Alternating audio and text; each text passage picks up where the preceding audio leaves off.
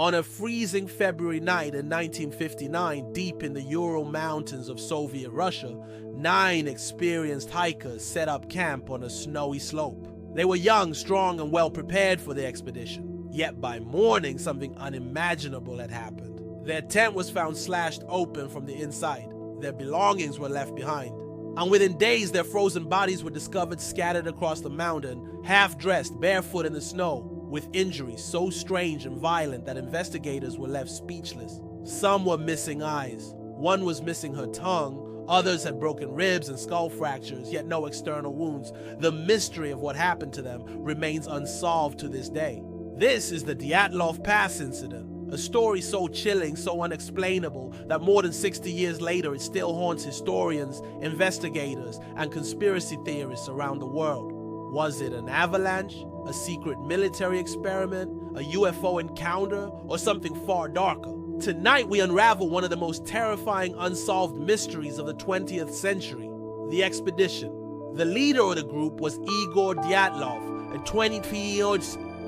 23-year-old engineering student. He organized the expedition with 8 other students and graduates from the Ural Polytechnical Institute. They were all experienced hikers, aiming to achieve a Grade 3 hiking certification, the highest level in the Soviet Union at the time. On January 27, 1959, the group began their trek into the northern Ural Mountains. Their goal was to reach Otorden, a mountain whose name, in the local Mansi language, ominously translates to "don't go there."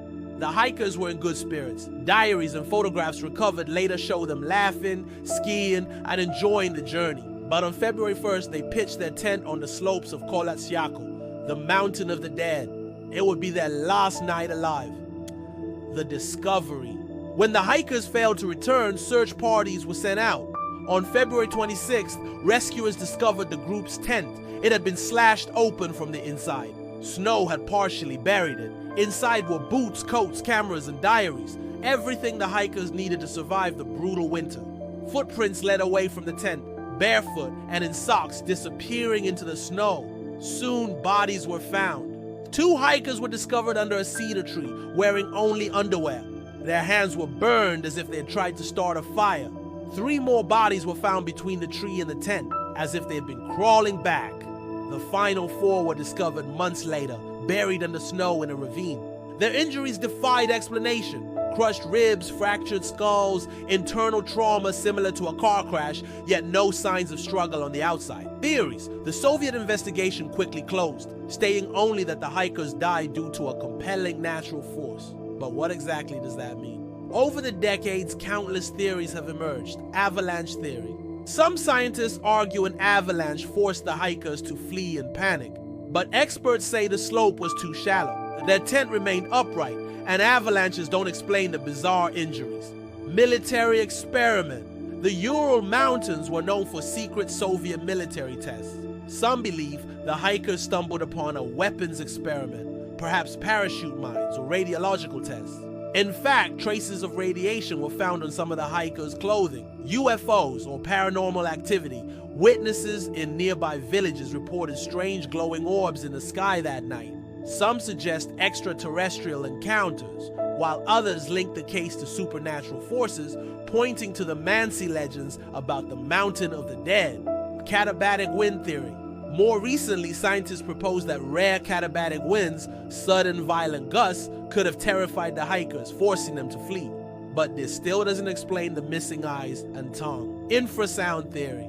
Another hypothesis suggests that wind passing over the mountain created low-frequency sounds capable of inducing panic and disorientation.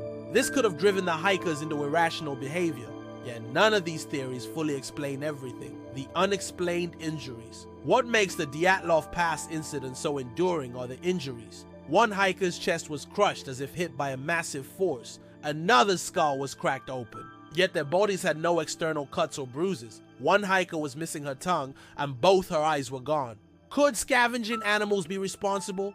Perhaps.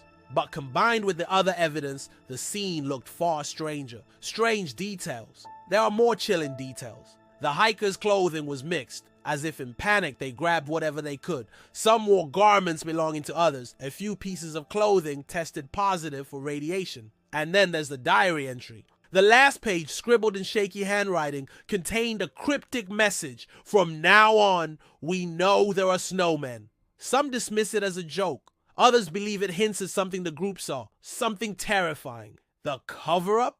The Soviet authorities shut down the case quickly. Files were classified, and families were left with no real answers. Some believe the government covered up military involvement. Others think officials were simply unable to explain what happened, so they buried the mystery. In recent years, Russian officials have reopened the case, but their conclusions, suggesting an avalanche, have failed to satisfy experts or the public.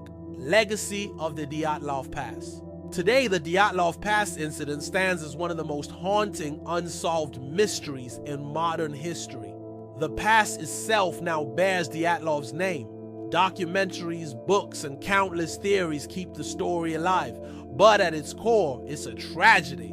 9 young lives ended in terror and confusion on a snowy mountain far from home. Reflection. What really happened on that mountain? Was it nature's fury, human error, military secrecy, or something beyond our understanding? The truth may never be known. But the Dyatlov Pass remains a chilling reminder that the world still holds mysteries that defy explanation. So, what do you believe? Was it an avalanche? A secret experiment? Or something unearthly? Share your thoughts below, because after all these years, the mountain still keeps its secrets.